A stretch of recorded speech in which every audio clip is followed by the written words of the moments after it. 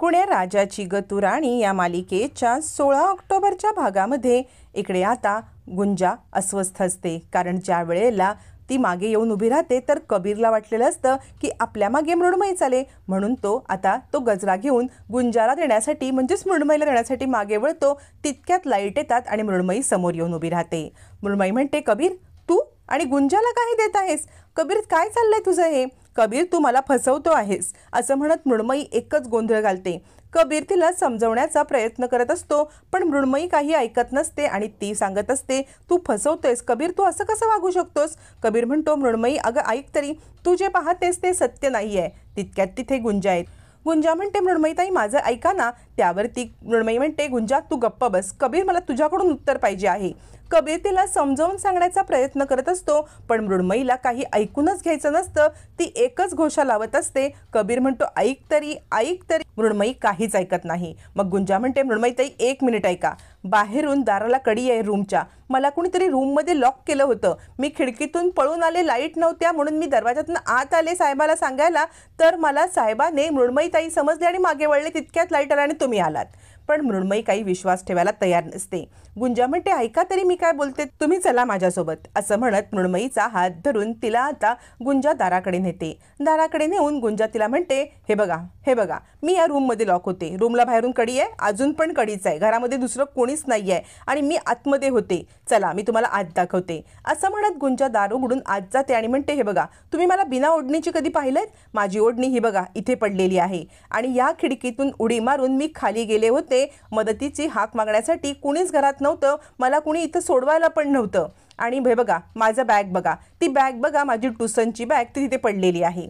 तुमचा विश्वास पटला ना मी खरं बोलते ते? मी इथे अडकले होते आणि मला मदतीला कुणीच नव्हतं म्हणून मी खिडकीतून उडी मारून बाहेरून आले आणि दार उघडलं. तितक्यात साहेबाला वाटलं की तुम्ही आलाय. तुमचं काय ठरलंय मला माहीत नव्हतं, पण तुम्ही आला तसं वाटलं म्हणून साहेब मागे वळून बघितले आणि माझं नशीब फुटकं. तेव्हाच लाईट आली आणि तुम्हाला हा प्रसंग असा दिसला.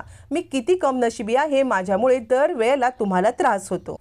असं म्हणत गुंजा रडायला लागते. मृण्मयी म्हणते, गुंजा माफ कर. अगं तू म्हणतेस ते म्हणणं मला पटलंय, पण माझ्या डोळ्यासमोर जे दिसलं त्याच्यामुळे मी हा गैरसमज करून घेतला. गुंजा डोळे पुस बरं, मला सत्य कळलेलं आहे.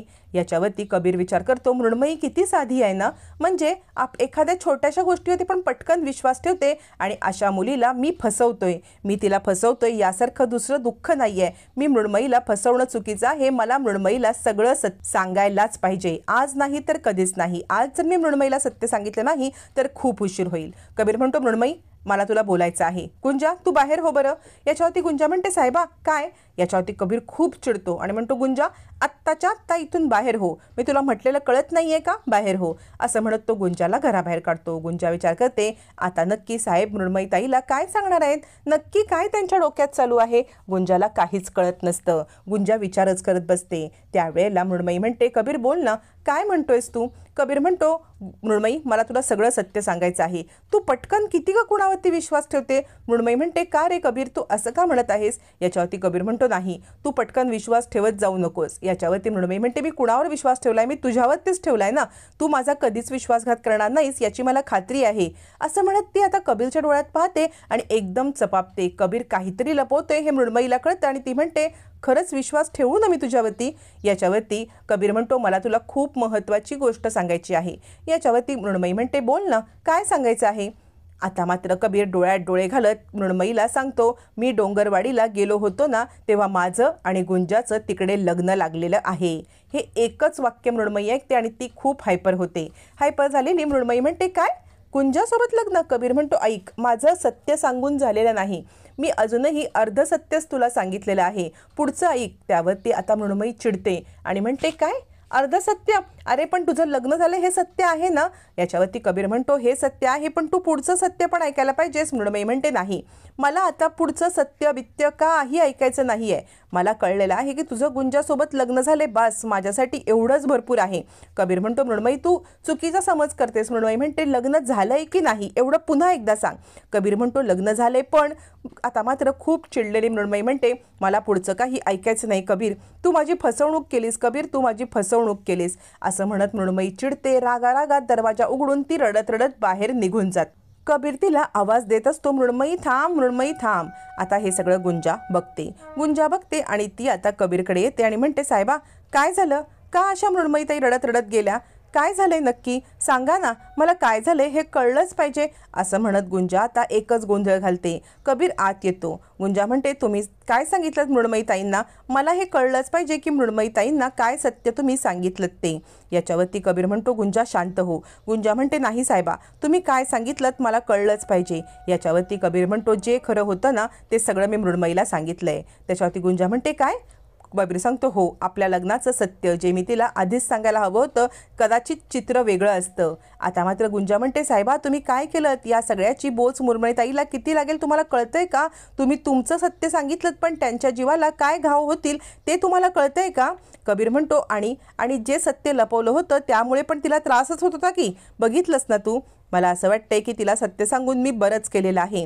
असं म्हणत कबीर आता आपण जे सांगितलं ते योग्यच सांगत असतो. त्यावेळेला गुंजा म्हणते, मी आता कमनशिबीच आहे, माझ्यामुळेच हे सगळं घडलंय, मी इकडे यायलाच नको हवं होतं, मी इकडे आले नसते ना तर हे घडलंच नसतं. आता मी इथे थांबणार नाहीये, 26 तारखेच्या आत मी इथून डोंगरवाडीला निघून जाते. असं म्हणत गुंजाने आता खूप मोठा खुलासा केल्यावरती कबीर हसत असतो. गुंजा पाहते आणि कबीर म्हणतो, 26 तारखे आता आहे तरी काय, 26 तारखेला ना लग्न आहे ना काही, तू 26 तारखेला गेलीस काय आणि नाही गेलीस काय, काही फरक पडत नाही. असं म्हणत आता इकडे कबीरचं बोलणं ऐकून गुंजा पण अस्वस्थ होते. हे सगळं आपल्यामुळे घडलंय याचा गुंजाला खूप वाईट वाटत असतं.